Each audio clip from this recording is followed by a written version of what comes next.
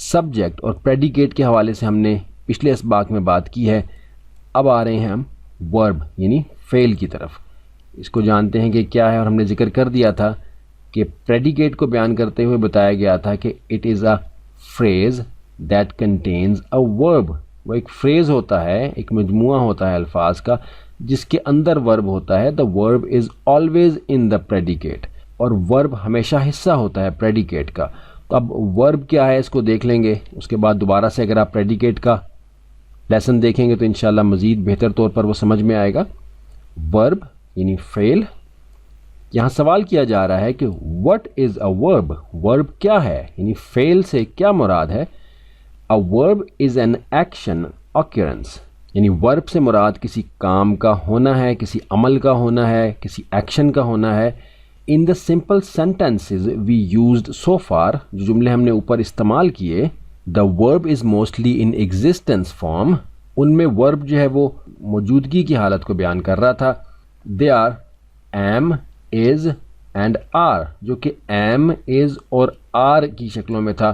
اگر ہم واپس اوپر آ جائیں تو آپ دیکھ رہے ہیں کہ am, is اور are کی شکلوں میں ورب موجود ہے, لیکن یہاں جو انڈر لائن کیا ہوا ہے اس میں آپ کو نظر نہیں آ رہا, لیکن یہاں آپ دیکھ رہے ہیں کہ موجود ہے.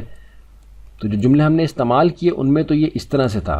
Other types of verbs are action verbs such as wish, خواہش کرنا, run, بھاگنا, walk, چلنا, throw, پھینکنا, jump, چھلانگ لگانا, laugh, ہنسنا, learn, سیکھنا, teach, سکھانا. یعنی a verb is an action occurrence, جو کسی کام کے ہونے کو بتائے.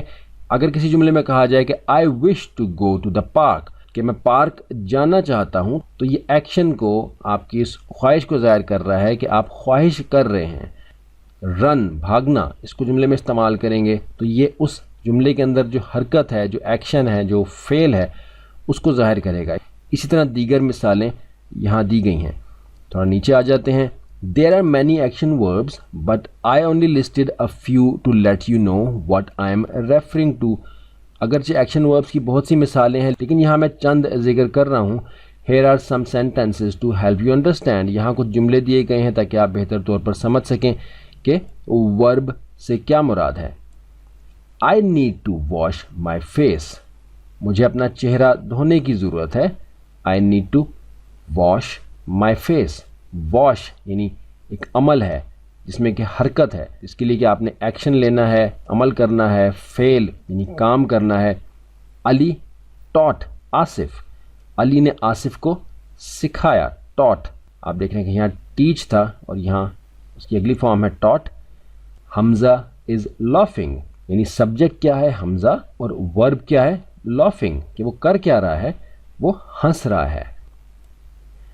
A verb can also start at the beginning of the sentence. آپ دیکھ رہے ہیں کہ یہاں جو ورب کی مثالیں تھیں وہ تقریباً بیچ میں تھیں یا آخر میں تھیں.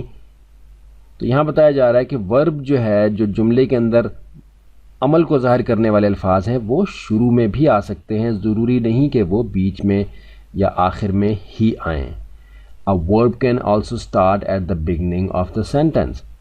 Throw the ball at the catcher. پھینکیں بال کو کیچ کرنے والے کی طرف. Run towards the finish line, بھاگیں فنش لائن کی طرف, یعنی اس نشان کی طرف, اس لائن کی طرف جہاں کہ دوڑ مکمل ہوتی ہے, ریس مکمل ہوتی ہے. تو فنش لائن کی طرف بھاگنے کے بارے میں بتایا جا رہا ہے, لیکن رن آپ دیکھ رہے ہیں کہ جو ورب ہے جملے کے اندر وہ پہلے آ رہا ہے. It is important to understand the verb, ضروری ہے کہ آپ جانیں کہ ورب کیا ہے. But having just a subject and a verb is not sufficient. لیکن جملے میں صرف سبجیکٹ کا یعنی موضوع کا اور ایکشن کا ہونا کافی نہیں ہوتا. فار ایگزامپل آصف رن, یعنی اگر صرف ہم کہہ دیں کہ آصف بھاگا تو یہ مکمل جملہ نہیں کہلائے گا, is not a complete sentence. Although Asif can be the subject, اگرچہ آصف جو ہے وہ سبجیکٹ ہو سکتا ہے, وہ جملے کا موضوع ہو سکتا ہے. اینڈ رن از دا ورب, اور رن یعنی بھاگنے کا عمل جو یہاں ظاہر ہو رہا ہے یہ ورب ہے, یعنی فعل ہے, ایکشن ہے. This is not a complete sentence, لیکن یہ ایک مکمل جملہ نہیں ہے. That is why the previous lesson on predicate is important. اسی لیے جو ہم نے بتایا ہے کہ جو پریڈیکیٹ والا لیسن ہے آپ کا وہ امپورٹنٹ ہے. اس لیسن کو دیکھنے کے بعد آپ دوبارہ سے ایک دفعہ پریڈیکیٹ کے لیسن پر جائیں گے. With the predicate we can turn the sentence into a proper sentence. Asif is running. یہ ایک پراپر سینٹنس ہوگا جو کہ سبجیکٹ، پریڈیکیٹ اور ورب کا مجموعہ ہے. اب اس لیسن کو دیکھنے کے بعد آپ کا کام یہ ہے کہ آپ نے پریڈیکیٹ کے لیسن کو ایک بار پھر دیکھنا ہے. اگر ورب سمجھنے میں کوئی کمی رہ گئی ہے تو ورب کو بھی ایک بار پھر دیکھ لیں. ہم یہاں ایک بار دہرا دیتے ہیں جلدی سے. A verb is an action occurrence, یعنی جو کہ ایک کام کے ہونے کا، ایک فعل کے ہونے کو، ایک عمل کے ہونے کو جملے میں ظاہر کر رہا ہے. In the simple sentences we used so far, the verb is mostly in the existence form. They are am, is and are. جو کہ پہلے ہم نے جملے استعمال کیے تھے ان میں اس طرح سے verb آ رہا تھا am, is اور are. لیکن یہاں کچھ مثالیں دی گئیں جو کہ ایکشن کو، عمل کو جملے میں ظاہر کرتی ہیں. wish, run, walk, throw, jump, laugh, learn, teach.